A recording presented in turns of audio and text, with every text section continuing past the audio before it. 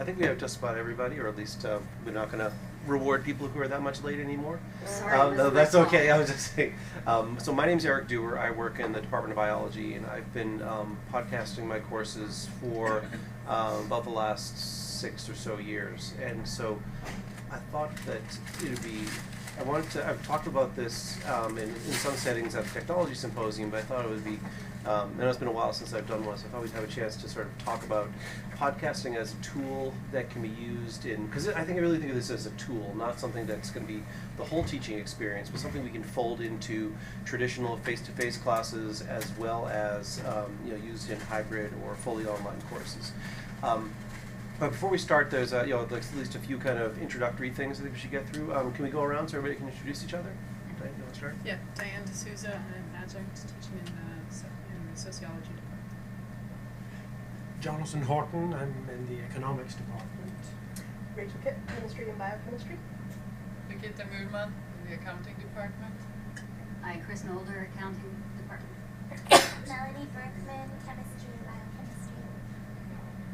Daddy Fontaine, I work here at the center.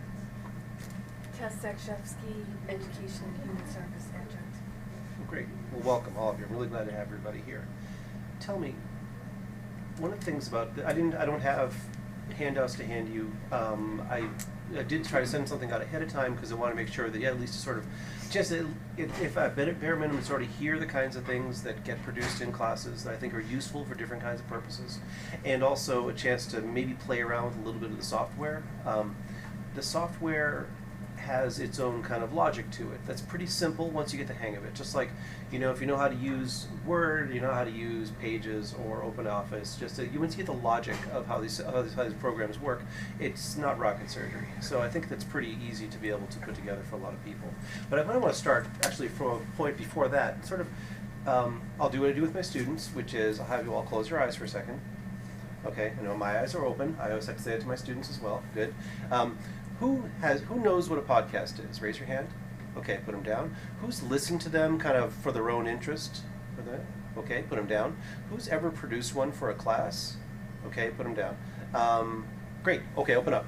So most of my students, I don't know, part of my rap is that students believe their press that they are the most technologically savvy generation that's ever walked the earth. And on the other hand, most of them don't know what a podcast is or haven't used a lot of the tools that are kind of built into the machines that they pay so much money for. So part of what I think we can do, one of the things we can offer them is, we need them to be, if they're going to be really technologically savvy, we want to let them get exposed to a lot of different kinds of technologies, through the purpose of doing their work. So these things go from being toys to being tools. That's one of the things that, if there's a soft goal for a lot of my courses, I say that's one of them, because they're going to need to be able to be useful in that realm. It's not optional anymore for people not to be able to work their email or something.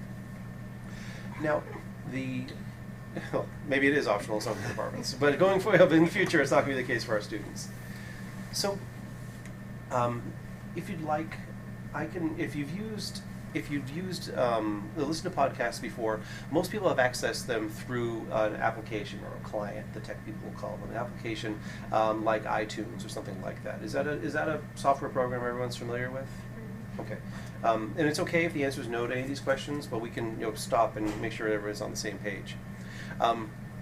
Just to try to show you what a cycle might look like for one of my classes, what I would do is, when I record a class, I have kind of built into my iTunes, to my Blackboard site here. This is the site for my anatomy and physiology course. I built into this little link here off to the side. It's possible to add those little links. I can kind of show you how you'd actually do that. When I have the students click on the iTunes U link, there'll be a little splash screen they get, and it'll wake up their iTunes application. And what they get when they look at this is, you can see here's this is the album art that I pasted onto it, and I divide up my stuff into a couple of different tabs, sort of this modules, which are standalone lecture recordings, one example of which I sent, as well as some study group podcasts. And then I also kind of have a series of lecture recordings as well, so the proceedings of any given class, unless, barring some kind of mishap or something, everything will get loaded up there. In the old days, there was a standalone application that came with the Mac OS that allowed me to do this actually in a really streamlined kind of fashion. But with the most recent system update, it doesn't, that kind of, even though we retain the iTunes U subscription, though some of those things, it's not quite as streamlined as it used to be. But that's okay, because the software that I do use now allows a little bit more flexibility with editing, a little more flexibility to be able to, include other screens. So one of the key things that I would point out to students with this is that there are, within each of these tabs, they can download an individual file, or they can subscribe to the track overall, which actually I usually encourage my students to subscribe to this modules and study group podcast, because there's something there that everybody is either going to have to listen to or will want to listen to. I don't require them to listen to the lecture recordings because they're tragic a lot of times. Just because I really feel like the recordings of lectures are like the 7-Eleven security camera of education, in the sense that you can see what happened and how tall the guy was, but really getting a feel for what happened, in the class is not exactly the same thing. So these are literally, you've got a video cam that's tracking you as you talk. I don't even do it to that level. There is a school of thought that you want to have your face on the screen at all times. I can show you examples of what that looks like, how it appears in other classes. I don't tend to do that. The files that I sent out are the way that I approach it. And the thing is, a lot of this has to do. And do they also show what you write on the board, or are you using that is the trade-off. The thing is, I don't write a lot on the board in the first place, which is for the particular kind of class that I teach. On the other hand, today, in order to record this podcast, I have a second camera that I have pointed at that screen for anything that we write. So we're able to, if it's necessary, if there's a board that you want to make sure gets captured along with your slides, then I would absolutely, it's possible to angle your laptop so that the camera will fit there. I don't have a student assistant following me with a camera or something, because if I were going to do that kind of presentation, that's its own thing, but not an everyday sort of class. And in fact, mostly you just have a camera or something that's recording your PowerPoint slides. I don't even have a camera. What I have is the software will record whatever happens on the screen. And then it's capturing your voice through some sort of microphone? Through a microphone. And actually the microphone that I use is actually this little guy right here. It's just, I was just looking at this before. Bear with me for 1 second. The microphone that I use is this little one called the Snowflake. And it's small and pretty cheap, and you can buy one for like $30, and it's nice. So if you listen to the recordings that I send out ahead of time, basically all of those are recorded with this little microphone. The ones that the standalone lecture is I think sounds the clearest because I'm sitting the closest to it. In the lecture, I move around a lot. It's fine for picking up my voice in lectures. We'll usually grab student voices if they speak loudly enough so other people will be able to hear them. In my laboratory, we have it mic'd up so that you can hear everybody really well. But if you're walking into a class, like a neutral classroom, like the Donahue 311 or some other kind of general purpose classroom, I usually kind of pack in all the stuff that I'd want to use. My onboard microphone my onboard microphone works fine, but it doesn't. And it works fine for a lot of purposes, and it will grab my voice, but won't have all of the. But won't be as good for getting student voices. But the fact is, when we teach, usually we need to repeat and kind of restate the question, because if there's those blessed souls who sit in the magic circle in the front row, they speak loudly enough for us to hear, but maybe not the people up in the peanut gallery. So the kinds of behaviors that we do naturally as lecturers, I think we don't have to have special technology in order to make sure that the experience gets grabbed. So do you know how much your students actually look at their own lecture recordings? Yeah and no. I will usually ask them kind of how much they listen to it. They don't tend to listen to lecture recordings that much. The students who do it say, well, I do if I have to miss class.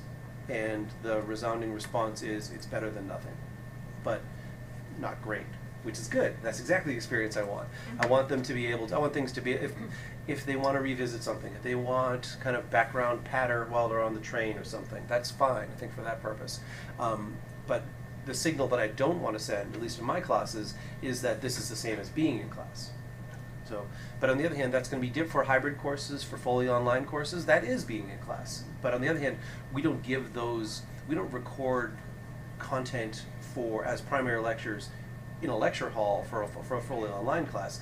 That we go with the assumption that students will pause and they will backtrack, and the kind of things that make it easier for them to take notes, like a standalone, what we call it, I guess we're calling modules. It's just a different strategy for doing it. So I think that a little bit of thought about what the experience of the user is, what the experience of the listener will be, will have to kind of guide you for what are the choices you need in terms of gear or in terms of like how long these things should be. I mean, part of the reason why I started doing this in the first place was it was about October of my first year working here that I realized that I was listening to a lot of political roundtable kinds of podcasts, and I remember as I was walking back and forth from North Station, it would really stick with me. Like when I would pass by what used to be the TGI Fridays on the corner there, what I was listening to that morning, and I said, "Geez, why can't I co-opt this for my students who are commuting on the train or who are walking to the North End?" So that's why I started doing it for that purpose, basically, to kind of use time that could ordinarily be wasted time and let it be something, just a chance for them to have their just more time on task with the class material.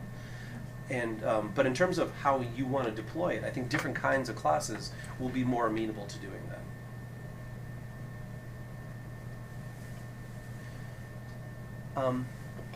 In terms of how these get recorded, I sent you all this kind of really low-level instructions for how to start up with this Panopto recorder. In order to access, has everybody accessed that, or you want me to show how that came from? Okay. What we do is over here on the left of the Tools menu, if we click on that, one of the choices we have is this Panopto CourseCast content. For the faculty member, this will lead you to links for both the recording program, the application, as well as whatever recordings you've posted up. So if I click that link, this is kind of what the initial setup looks like. See here, there's this download recorder link. This is in that PDF that I sent out. So you can choose whatever your format is. And then from here, there's some basic configuration. So for example, we click this configure link. You can, if I scroll down here, you can see that that my A&P course is available. If I click edit, then there are all these other classes, like a great number of classes that exist that have content that's been produced and located up on this server. Yeah, so I mean, a lot of people are clearly doing this. Although when I asked my colleague Celeste Peterson, I said, "I see you did molecular genetics. That must have been your first semester." She goes, "Yeah, I set it up. I didn't use it." So don't think like you're totally behind, missing the boat because everyone's doing it. These could be things that got set up but aren't actually used. On the other hand, but some of these are quite extensively used. But the other thing you'd want to do, this looks a little goofy in Chrome, I'm not sure why, but if your class, in your initial setup, you'll want to click this button to add the course content. I'm just going to X out of this though, because what I want to show is what you end up setting up. Now I've gone and I've clicked this CourseCast course settings. When I go to that, you get a window that opens that'll allow you to, set up a podcast feed, let the viewers make their stuff public, etc. And that's what I kind of show you with the kinds of things that other people are producing. The kind of stuff that I do, but this is in a slightly horrifying fashion. I think anybody who posts up anything, at least right now, you can set it so anybody can listen to this. So, forgive me as I'm looking at the screen here. So if we choose, I don't know, whatever this is. This sort of shows what some of the defaults are like. So I assume this is going to go. Yeah, this doesn't look like, it doesn't set up like anything. Let's try another one.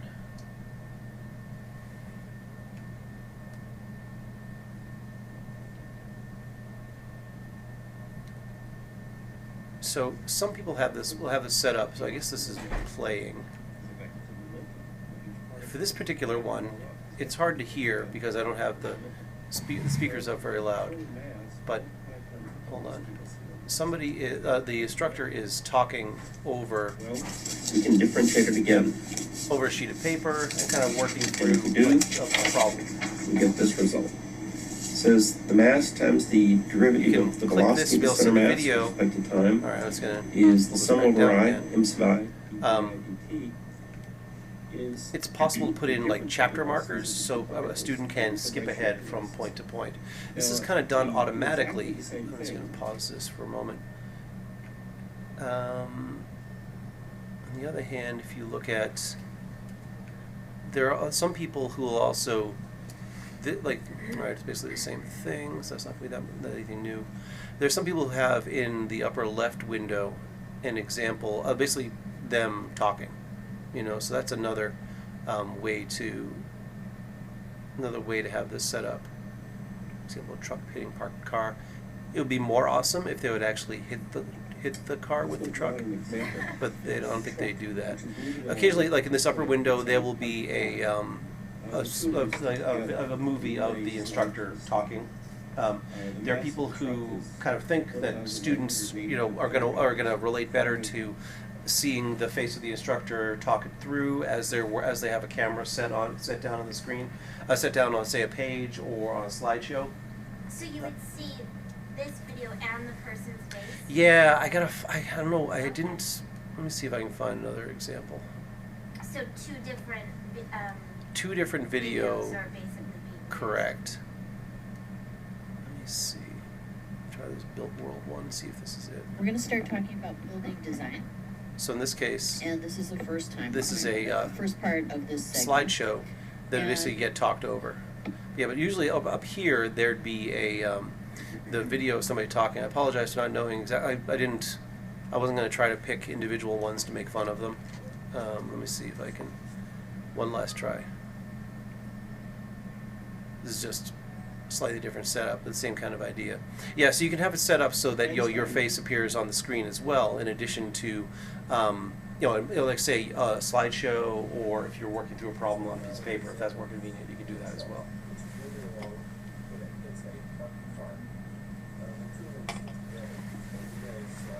How did you get to that list? This list I got to so I'm in this, so I went through the tools to get to the Panopto CourseCast content, and kind of bizarrely, this CourseCast settings link will bring you to, and actually it'll probably bring all of you, even if you haven't set up your account yet, we'll bring you all to this page that has the kind of library of all these various modules set up. I find a lot of links in Blackboard are like that. It's not obvious Completely. where it will take Mhm. you. Magical mystery tour. Yeah, right. Oh, this is good.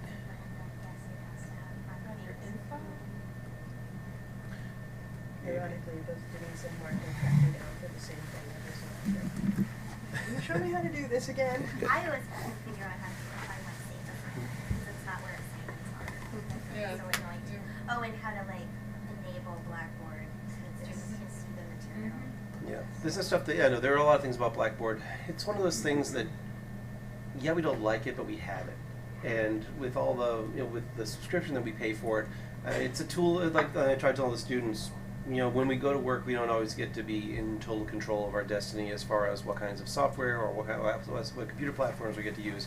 But you try to make the best of it. I think that sort of sends a certain signal too, where maybe in the best of all possible worlds, I wouldn't set this up this way, but it's what we got, so we got to be adaptive in how to do it. I think if you're a scientist and you're used to the kind of software that comes with your instrument, you're used to we kludged this together and it's functional. You want to pay extra? Okay, we didn't think so. There you go, use what you got. So I think that for me, Blackboard is clunky, but it does what I want it to do, and I know if I sit down in front of it long enough. Right. There's a limited number of permutations. You got to hit the link at some point. I think some of this has to do with our age. What I mean by that is, do you guys remember? I don't know if you remember. There was a science fiction author named Douglas Adams. He wrote *Hitchhiker's Guide to the Galaxy*, etc. He had a thing where he said, about how people relate to technology. He thinks his assertion was that any piece of technology that appears in the world by about the time you're 12 years old or so will appear as though it was basically a natural part of the world and was always there, effectively. Anything that appears from the ages of about 12 to about 35, these are technologies that you will understand more or less intuitively and you might actually find work in. But on the other hand, anything that comes into the world after about the age of 35 or so kind of seems like a crime against nature, and you don't understand why it is that some people will get enthused about such things. So I guess that, and of course the students are in this phase of just kind of they're going to get, I think they're going to get the logic of these a lot more quickly than we'd expect. But of course, Slavs like ourselves need to, kind of break ourselves in a little bit more gently. Hi, welcome. Hi, thank you. So, having said all that, I feel so that's like the Panopto course content way. That's the way that's built in. That's the thing that should be available to everybody. Just because we all have sections that have Blackboard areas associated with them. If you want to do it the way that I do it, which is using the iTunes U site, that's also doable. But I tend to use applications that are that actually live on my desktop. I use this one application that's called ScreenFlow that works pretty well. Just to give an example of what ScreenFlow looks like. Hold on, let's get some of these out of the way. As I just took, this is a very kind of meta thing, but what I did was I made an example of what it looks like, what ScreenFlow will produce at the end of a class. They'll have a file. They'll have a few tracks in it. So there'll be this video track, as well as in this case, you can set up a separate screen as well. So you can have both your computer desktop as well as the screen. And if you want to see what this is attached to a camera, and I can make this camera video larger if I like. And if you're really slick, it's also possible to, and this screen, this is mirrored right up there, so you don't have to toggle it around.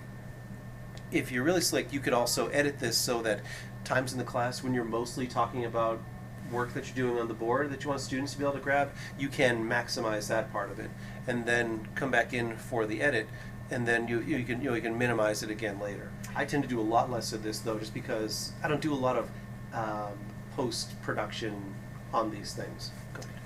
Could you just start again? You're in the classroom. Mm-hmm. You're using ScreenFlow. Mm-hmm. You've got your laptop. Mm-hmm. It's pointed at nothing. It's pointed out because first of all, I wander around like a caged animal when I Yes. teach anyway. Right. I don't think if you're somebody who wants to have you're like a movie of you teaching, that's probably better with a standalone camera, which you can do. I don't tend to do Right. that though. because the last thing you want to do is make things more static. Yeah, But but do they need to see you?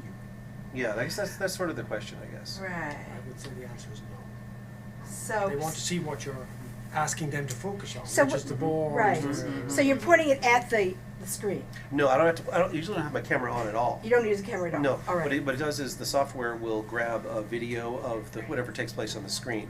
What's nice about this, and I know that PowerPoint, I know Apple Keynote will record movies of slideshows as you do them, like just on Right. board. But one of the things I like about ScreenFlow is the ability, I can start things rolling and then I can clip off the front few minutes as students are seating. I can clip off the end when the student says, hey, I got to talk to you about that plagiarism charge you did for me, because you don't want any of that kind of stuff recorded. And Right.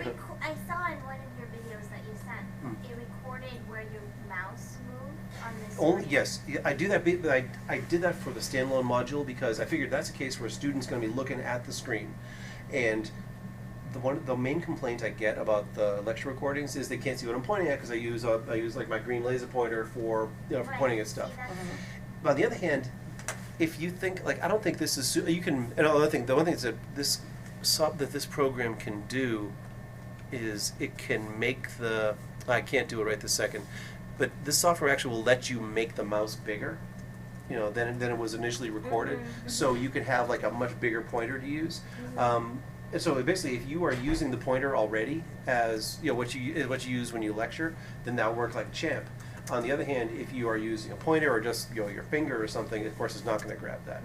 And it sort of depends on, I don't know. This sort of for me gets close to the line of I want it to be good, but I don't want it to be too good. I want it to be good, but I want it to be a replacement for being there. But when we are asked to do a hybrid, we want it to be really good. Yes, in which case, so the modules, the standalone modules I did, that was done much more intentionally with the idea that the student will be sitting and consuming content through that as a primary lecture. So in that case, I did use the mouse. I didn't make it big, but you can. And you can use in any kind of markup. I know that like when I use, let's go to something in Keynote, for example.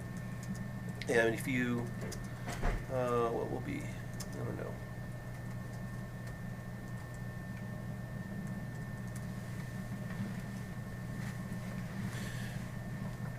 So if I know there are some features once you kind of mouse over. Let me just take a sec to fire up. Okay, here's a rib. Now you can, so I can use this as a pointer. All right, I never used this. Where is it? Hold on a second. This is just set to click right now. I apologize. But many times you can set it up so like there is like the Madden crayon, they would call it, sort of the. I'm looking around the corner to see if I can locate it. Oftentimes there'll be, I just have it kind of X'd out in this particular case. You can set up so there are like things you can underline and highlight and stuff, but it's kind of 8-bit in the sense that it's really kind of grainy in the way, kind of Space Invaders in the way that it ends up looking. So it's not usually the best thing. I mean, if you've got a mouse that you trust or use one of those tablets, that's okay too. But I try to think a lot about like the bar to entry for how easy is it for students to be able to access this, but I also think about you want it to be easy for the faculty member to do it too.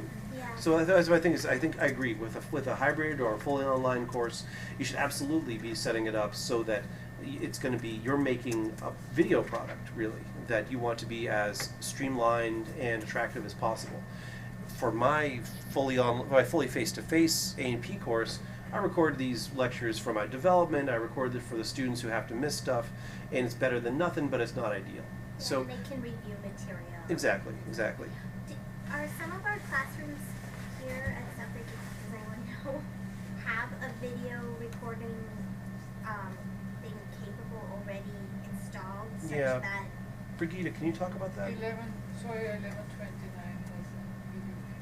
But there are other, in the little panel, I know like when I teach at Sawyer 9, Yeah. a lot of them will have them there as Some of well. them do. I've asked about that at the computer helpers, and they say, not really. Yeah, we're It's not supposed quite to there yet. work, but I think it was put in several years ago, so it isn't really state of the art. I mean, in theory it works. There's a camera up there with the projector, Yeah. but in practice, that's not. But do we have someone at the OTM available to us that can come with like a tripod and with I think that would be the case. I mean, we're not at a time now, because they've mediated most of the classrooms, we don't have to walk around with projectors as much anymore. But those sort of, I think those processes that they have for loading out gear and people, I think those probably still exist, they're not used a whole lot. The only thing that's a drag about having like the camera in the room is that it's not the desktop computer that lives in the classroom isn't necessarily linked up, doesn't have the right software, doesn't necessarily have all this stuff so that you could just streamline it. And you can't even connect it to your laptop. So that's a case where I think it could probably be done. I think that if the move went toward doing, having lecture capture as being baked into the cake for what we do, I don't think it'd be difficult to do that, but that's the job for the tech people rather than for us as individuals. My wife teaches at Bentley University. They use the software called Centra, and it so she writes on a tablet, which then appears on the screen. Mhm. You can capture page by page. You can record the whole lecture. Mhm. Students can speak into their mics. They can raise their hands. Mhm. So you get the interaction as well. It's just Going low tech, I took a course at the Newton Library this summer, and apparently the camera in your iPhone is quite a good video camera. But they were talking about how it needed to be at head height. How do you do that? And actually I remembered from when our kids were little, my husband had gotten a tripod, which was in the basement. And then I went online, and you can buy a little thing. a bracket that holds Yes, it a up. bracket that holds it. And so then what you do is capture from the iPhone, and then you just plug it in to your Mac then, and then you can edit it with iMovie. So that's supposed to be a pretty good way to go. I'm You can working also on that record now. over PowerPoint. Yeah. And that actually, it's one at a time as opposed to sort of Do the movement, audio, but, yeah. but you're listening at the same time as you see the Mhm. thing, and that Yeah. actually can be made really slick fairly easily. Part of it is I'm getting away from this now, but from the beginning I've thought of this as being what's going to be visible on a screen on a little, like back at the old days Right. when there was only the iPod, Right. not the phone or some of the pad or stuff. What's going to be visible on that screen? And Yeah. some of them, and you can record it. There's an old program I used to use called Profcast, which would make what they call an enhanced podcast. It would change the album art as you change the slides. So you just it wasn't a video per se, but the students at least be able to see what slide it is you're talking about. But anyway, what I was going with this is, I, from the beginning, have thought of this as being something that students would listen to on their mobile devices rather than their desktop. So if you are, but on the other hand, clearly the people that are doing these Panopto things, they're kind of assuming the opposite. They're assuming the students are going to be looking at the desktop. So if you're worried about visibility of your mouse, you're worried about other things like that, you can, there are workarounds if you if you're expecting one way or another. I think for a face-to-face class, actually I just asked a student about this an hour ago because I was on my way out, and she was in the lab, and she tends to listen to her stuff on her computer, but because she doesn't have a mobile device that works for this. But most students do at this point. So anyway, my stuff's laid out because my intention is this is something you do while you're doing something else. That's what I listen to podcasts while I'm doing the dishes or walking from North Station or something. Is that how the students use it? Because most of them have smartphones. They have screens that may not be very large, but at least they can see basics. Yeah, and their eyes are good. On the T. On the T. Yeah, well, that's the other thing. Or ideally, if you're editing in iMovie, you could pan in on exactly what you wanted. That's right. That's time consuming, but that's my. But of course, and if you were doing a objective. fully online course, then absolutely you'd want to have a higher product at the end. Yeah. But But if you're in a bus or a subway, yeah, the laptop's too big. Yeah, exactly. But And you've got more than just the audio. Look, we live in a pretty rich part of the country, but the fact is, I still think you're a target with an iPad if you're watching a video on the red line. Less, but not as much if you're listening to an audio podcast with something that's in your pocket. So when I think of probably the thing that, in terms of bang for the buck, what's had the most effect on student learning, because the fact is, I don't give a crap about teaching. I care about how my students learn. And the thing that's had the most effect has been those small study group recordings, because they get soft skills that are translatable. They know what they get to see what a good they get to participate in a good study group, and somebody who can quiz them, and they can troubleshoot stuff that's complicated, do some next level stuff with them.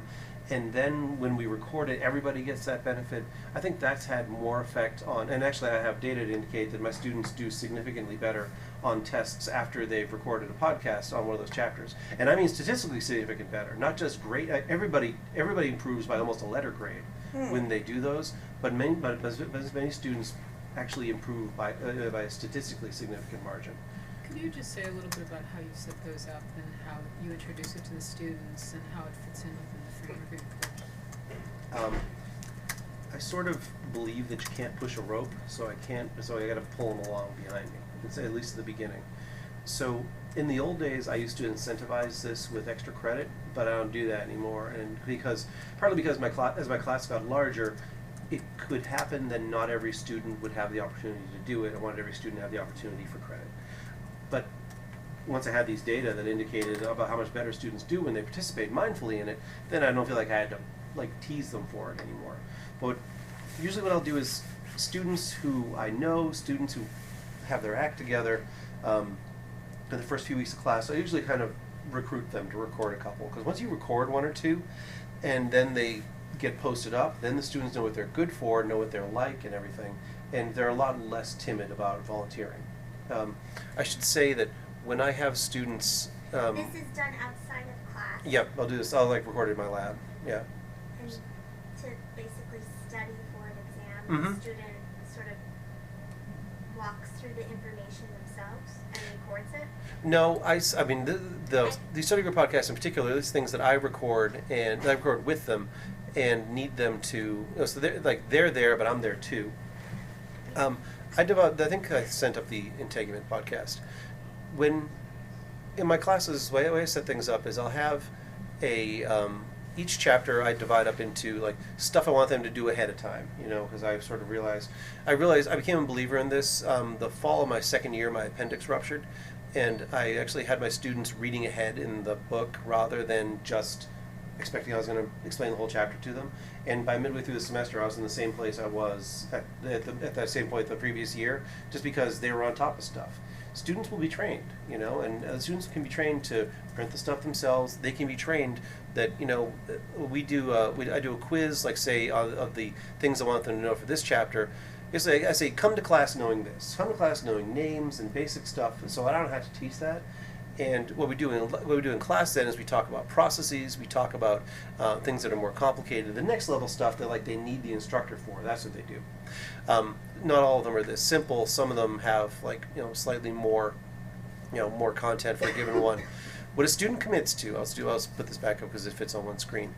What a student commits to when they record one of these small group study podcasts is they commit to both, learning these, basically preparing answers for all of these. I don't expect that all of them is going to be, everything is going to be totally understandable by everybody. But I at least want them to give it a shot so they know what they're confused about, because I can fix that, So that's part of the debugging that I end up doing there. And then we can kind of, root out whatever their issues are. And they get these I call this file, this is 191 steps to passing anatomy and physiology. All right, so basically, I give them this at the beginning of the semester because I've done this class enough times. I know what my I know what my learning goals are. I know what the objectives are, and I see these as kind of small, what we consider competencies in some case, individual things. They're going to turn into exam questions. I don't ask these verbatim, but what I'll do is, if you know 2 or 3 of these things, we need to combine these in order to have a full answer. But in the case of the study group podcast, the student comes kind of loaded for bear. Ready to do any of these. Some of them, my better students, will just do it off the top of their head, but some of them will do it with their notes in front of them, and either of those is fine in sort of a pre-testing kind of situation. But yeah, just the long story short, I think that this has been the most effective use I've had, because students find out that learning in groups helps. Students find out that preparing things, they don't need to wait till a couple of days before the test in order to prepare for it.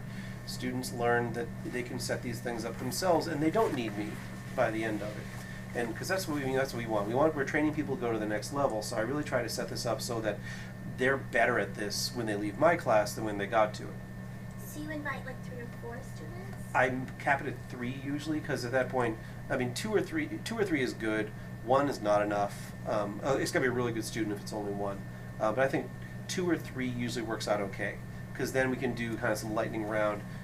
Okay, Annie, you ask Betsy, you ask Charlie, you ask me. We can kind of do some round robin kind of lightning round stuff, or I can quiz people, or and those kinds of things. I do very little editing with those as well, I'd say.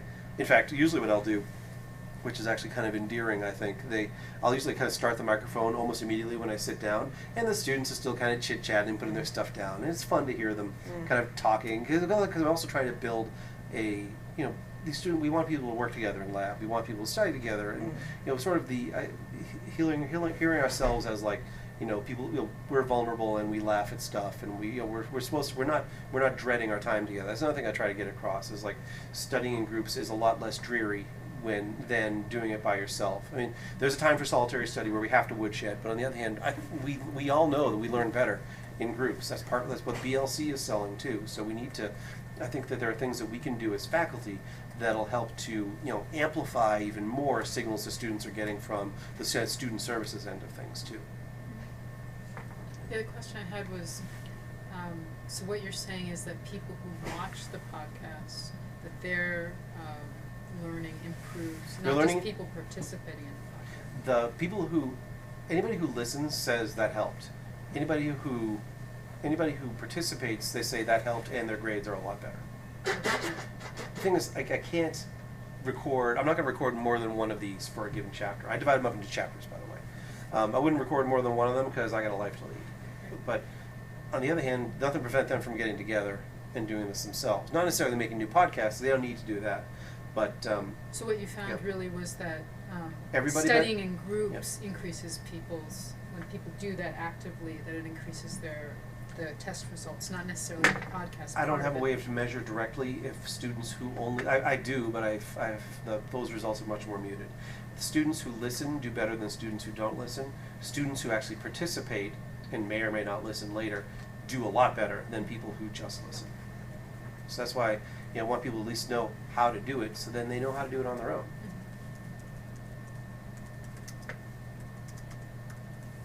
Now we're coming from different departments. I've laid out basically the kinds of things that I do, which is, like I said, not a lot of it is super high quality, but I tell my students, like, they kind of, and actually in the course of putting together their answers to these study goals, they kind of fetishize their notebook where all these answers are in. And the thing is, like I say, at the end of the year, I say, throw that thing away, because we want to own that. We don't want to keep this notebook. You're not going to be looking at that when you're at the hospital or something. So, I think that my whole thing is, I don't care particularly how great it sounds or how great it has to be. It has to be better than, it has to be a certain amount of quality, right? I mean, like, you might have, this is my example I use for students. It's a bad example, but you guys will get this. You might have, like, your favorite record, but if it scratches, you're not going to listen to it anymore. So it does have to have a certain level of quality, or else they're not going to listen. But it doesn't have to be Disney quality either.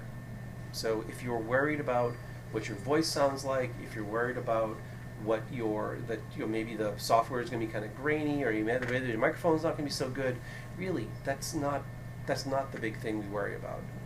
Speaking of microphone, I can barely hear any of the podcasts that I clicked on, and I definitely increased my microphone all the way to, or my volume to the highest. Does anyone else have that problem?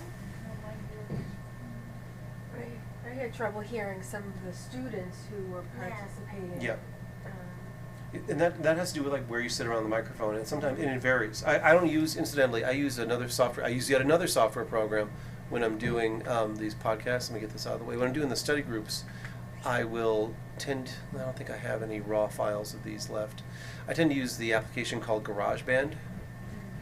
In fact, actually, what I do have is, I do have that recording here with Kate Wong.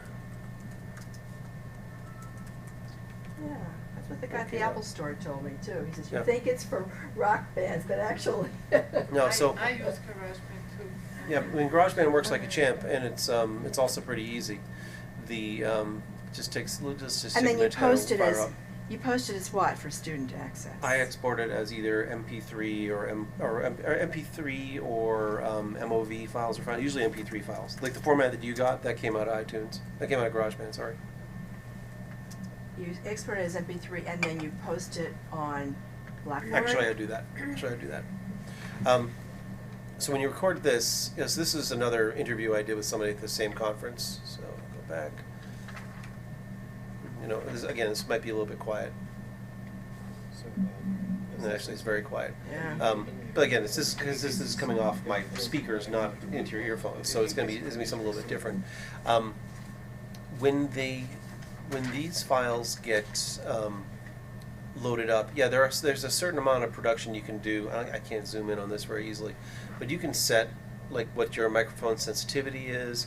That's also doable. If I go into system preferences, there's an analogous way in on the PC. If you set up your sound, you can specify, so I'm using the blue snowflake here, and this is showing what the levels are. I have this amped up all the way for this particular thing, but if you turn it down, then it won't grab as much. So I have to really yell in order to actually grab it there. So you can set this.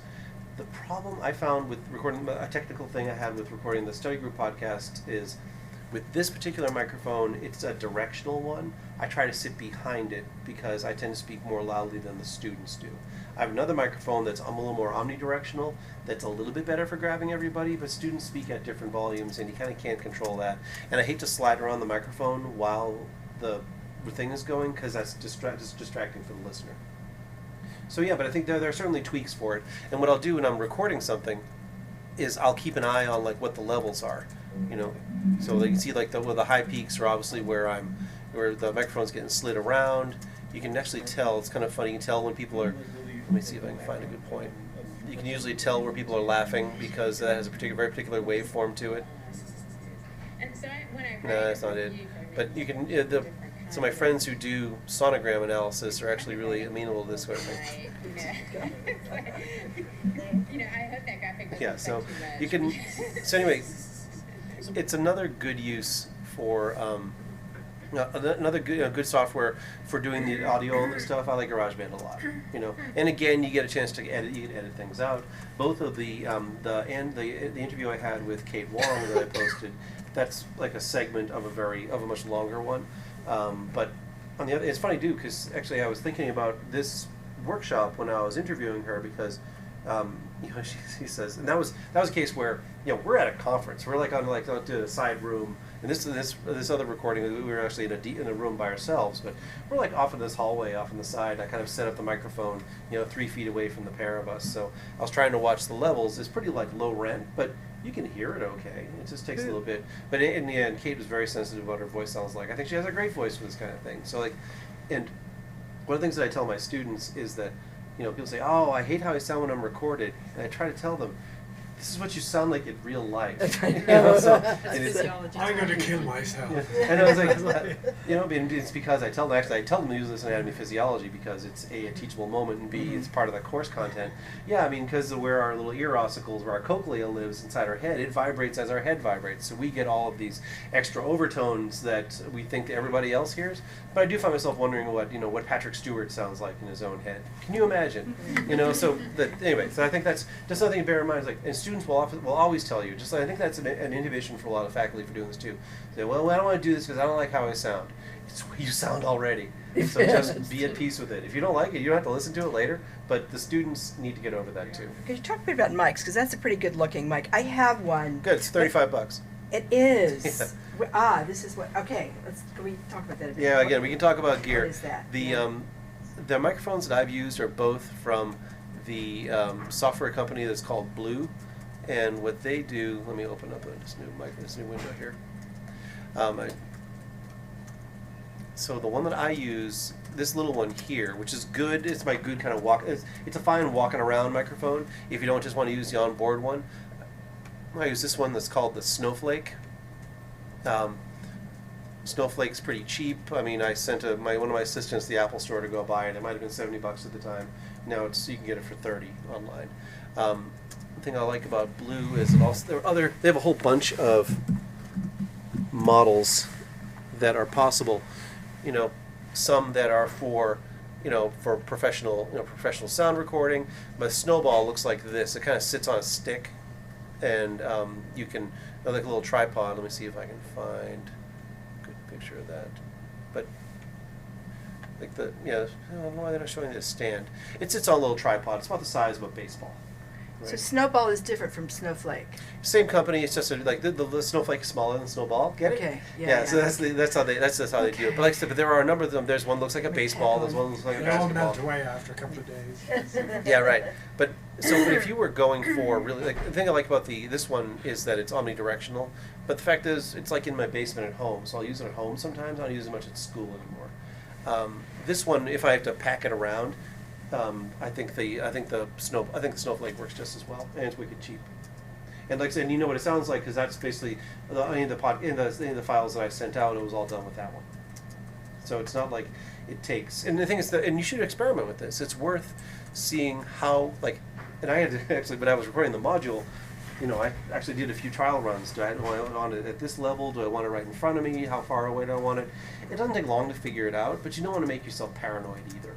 Like I said, if we were going to make some kind of Disney, Lucasfilm kind of product or something, then yeah, we wouldn't do it with this stuff. We'd be in a recording studio. So I think that as consumers of content like podcasts, we don't want to go nuts with thinking that it has to be perfect. It doesn't have to be perfect. It's got to be good enough.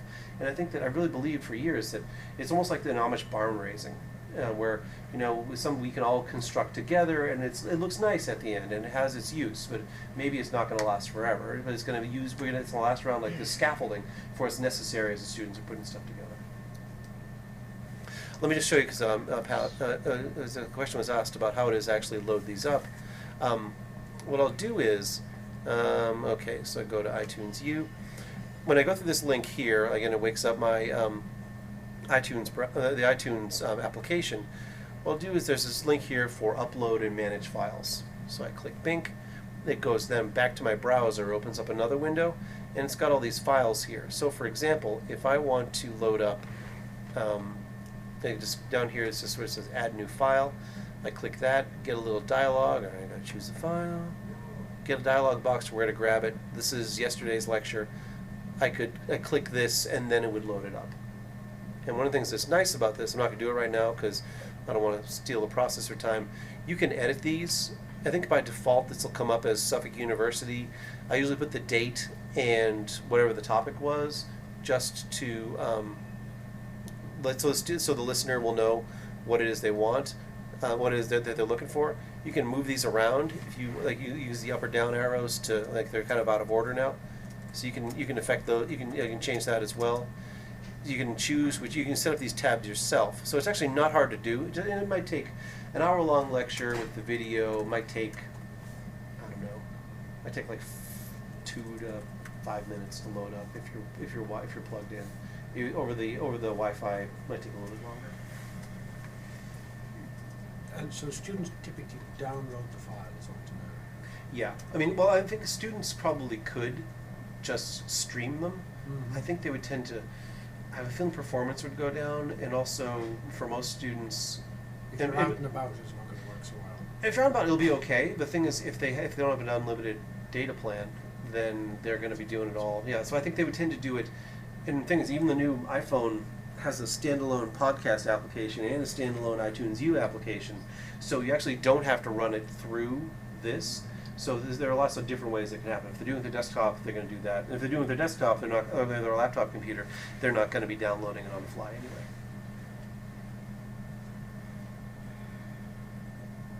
I'm mindful of the hour, so I want to make sure that, I know there's a little bit of playing around. I end up doing more presentation than actual kind of walking around looking at laptops and stuff. But talk to me. What else do you want to know?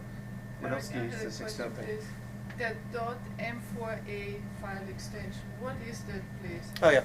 And, So and when can we use it? Because I once erroneously used it, and then the students couldn't listen to it.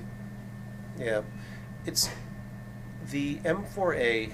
These are movie files. MP3 are audio only files. So even if you look at the video, the things that I sent you, I'm sorry. Okay, so. Well, that's another thing. The other main thing I want to tell you is that I use the third-party application, called Dropbox for distributing stuff as well. So I just make a folder in my public file. So those links I sent are the ones that are generated automatically by Dropbox. I think that's a really good use for this. So most of these are, and I can't really zoom in right now. So most of these are MP4 video. Move is a video. MP3 is just text. Is just the sound only. So that's sort of a decision that's made within ScreenFlow, for example. So if I wanted to go to like this little video here that I had recorded earlier, then you can. I'll just export this and then choose whatever is reasonable. I think the default is a MOV file here, but GarageBand will tend to do it can do MP3, you can do AAC. Basically, it's sort of like PDF. You kind of can't go wrong with move files, MP3 or M4A. But certainly because if you're recording a video but they can't do M4A, they can't read the video anyway.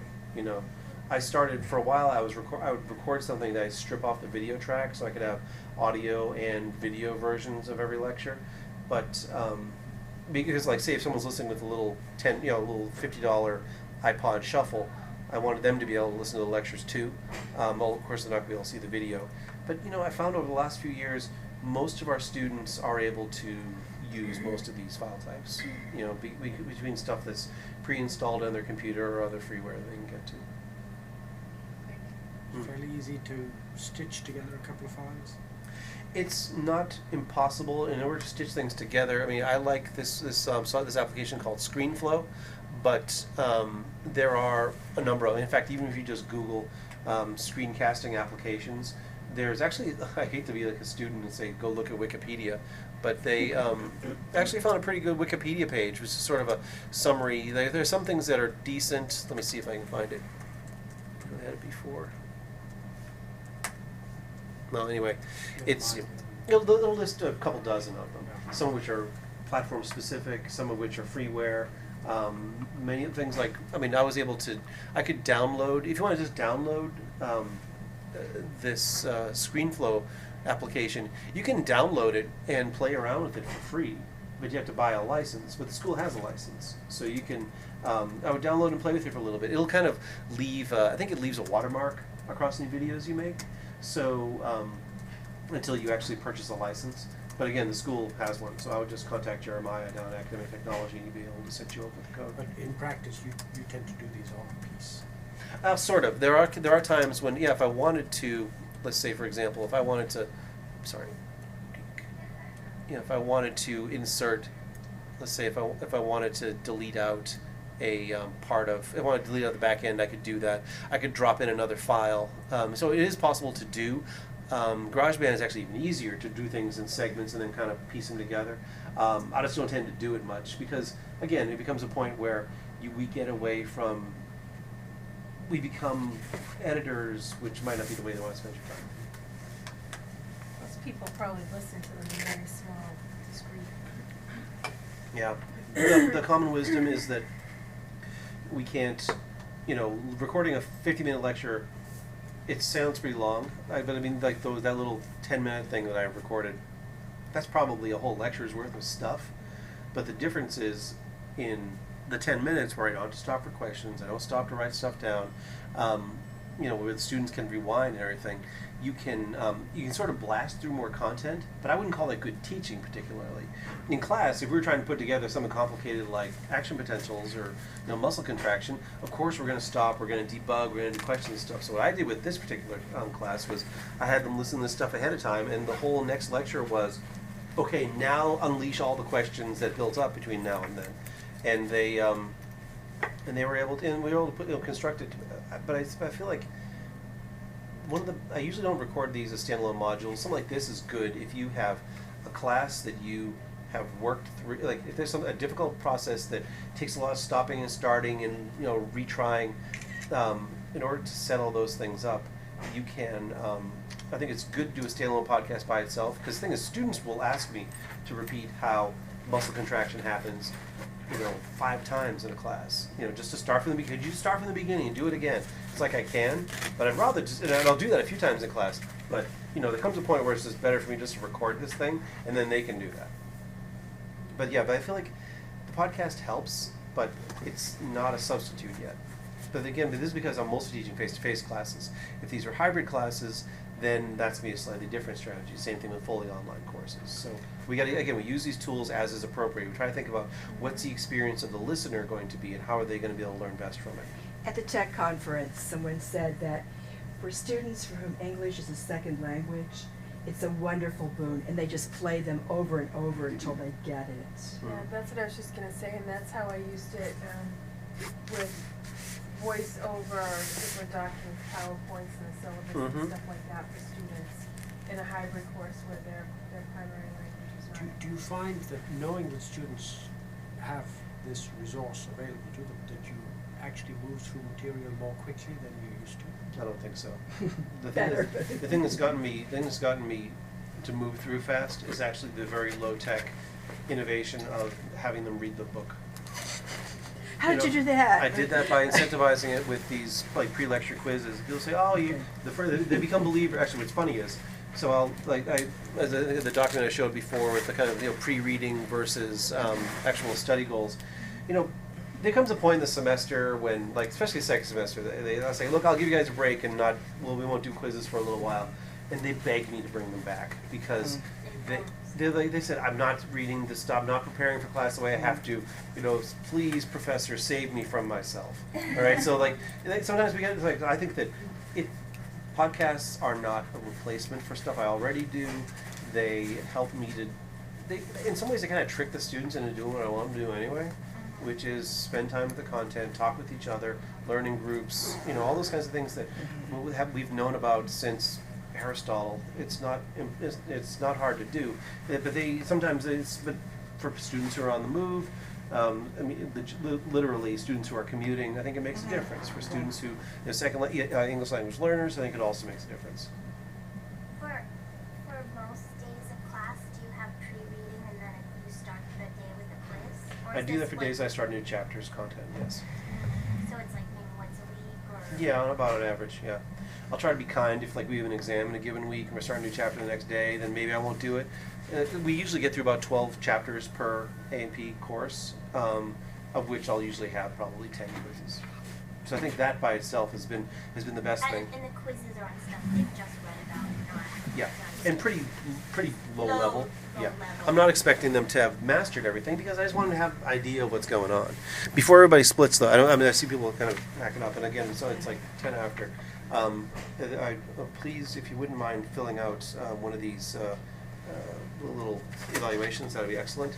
I'd be happy to. My email address is, will pop up when you type it in by email.